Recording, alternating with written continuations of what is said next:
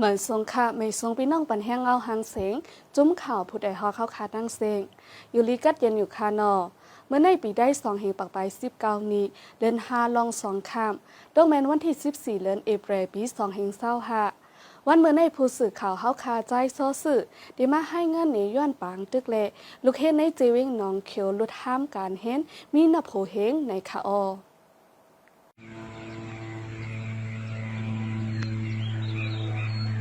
หมายสงครามพี่น้องปันแห้งเงาพางเสียงจุ่มข่าวผู้ใดฮอเข้าขาทางเสียง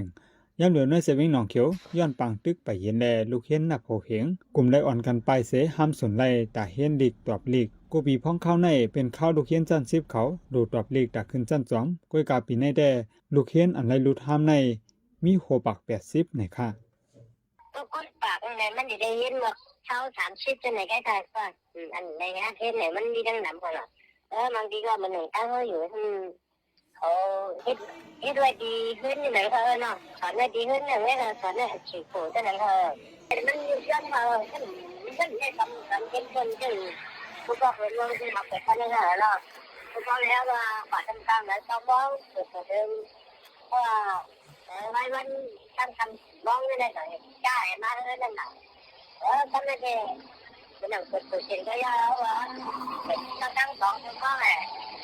แล้วมันอัดเย็นอ่ะก็เกิดทำทุกก็แหละที่ผมเนี่ยก็ทุกทางก็เกิดได้ทั้งสิ่งแง่เดี๋ยวสิว่าคันบุญขึ้นดิฉันก็อยากส่งอยากการเห็นก่อนตั้งส่วนนั่นนะ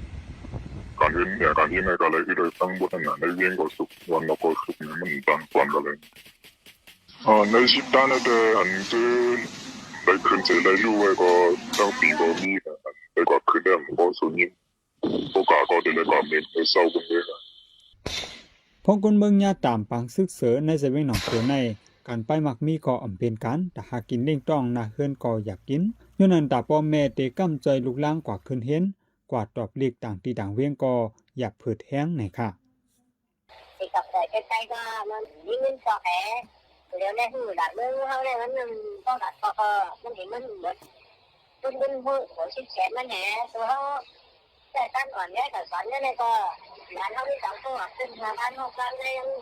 ก็ถึงก็มีอะไร2 แสนค่าขนาดนั้นนานแน่เลยบางพวกเขาไม่ได้กับมุดตุ้นหัวชิดแขนขนาดนั้นมาเยี่ยมเลยมาเรื่องมันหัวชิดแขนก็มันก็ไม่มีหนังก็อะไรนั่นแหละตัวเพื่อนมันก็ว่ามันอยากว่าก่อนเลยก็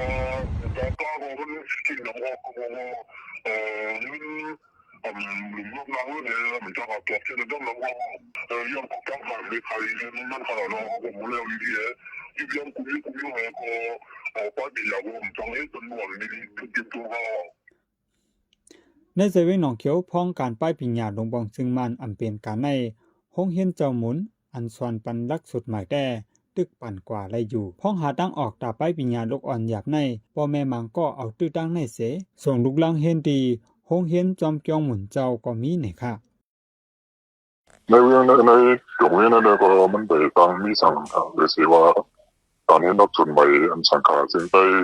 เรื่องนั้นก็ติดเป็นกันแล้วก็มาด้วยนักสุนใหม่การเห็นสังขารเนี่ยก็มันใจว่าตาคน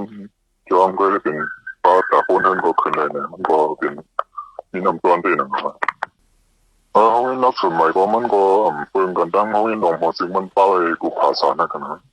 ภาษาปานนะภาษาอังกฤษภาษาลิเตอร์ภาษาลิมันภาษาปาลีเนี่ยมันก็เหมือนเขาเห็นหลวงพ่อซึ่งมีอยู่กะว่าเป็นในเรื่องของเขียวในพวกเป็นย่องสังขารเศร้าย่องสังขารเศร้าของได้ก็เป็นขึ้นเยอะเลยครับห้องเฮียนในเซเว่นหนองเขียวในตั้งแต่ตั้งเป็นโควิด19เพลามาเสไลปีกว่ากำหนึ่งถึงมาห่างปี2021ได้อ่านเปิดขึ้นในเซดา